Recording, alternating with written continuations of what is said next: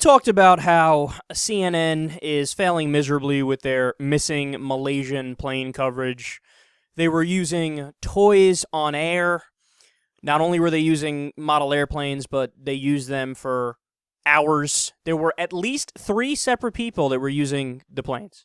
But, like, they were serious, like, talking about, well, you know, somebody might have gone here to the cockpit from the back of the plane. See, this here is the back of the plane, and this here is the front of the plane, and then they could have walked there and then done something, or maybe the pilots did something themselves. See, they're already here in the cockpit. The front of the plane is the cockpit. Do you know that? Here, let me point it to you on my model airplane.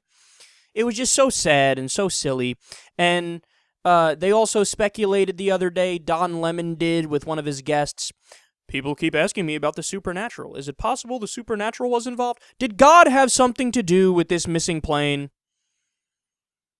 Now, you're probably thinking there's no way it could get worse than that, or there's no way it could continue to be as bad as it is. Well, no, it can. Don Lemon, take it away yet again. What if it was hijacking or terrorism or mechanical failure or pilot error? But what if it was something fully that we don't really understand? A lot of people have been asking about that, about black holes and on and on and on and all of these conspiracy theories. Let's look at this.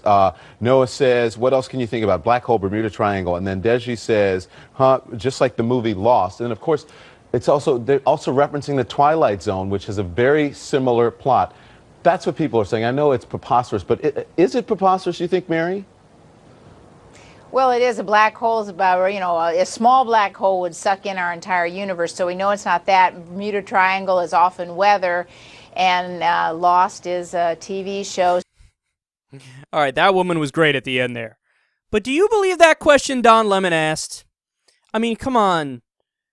You have to understand, your job at CNN, you are a reporter or a journalist, and your whole purpose is to report on news stories. Give people information about news stories and educate them about what's going on in the world. You're supposed to be well-versed in data and facts, and you do your research and you present it on air, and especially if it's CNN. Understand, like, what we do here, yes, of course, we talk about news, and I'll give you the information, I'll give you the data, but then I also give my opinion on it. What we do here is much different than what CNN is supposed to be. CNN is supposed to be just dry, factual CNN.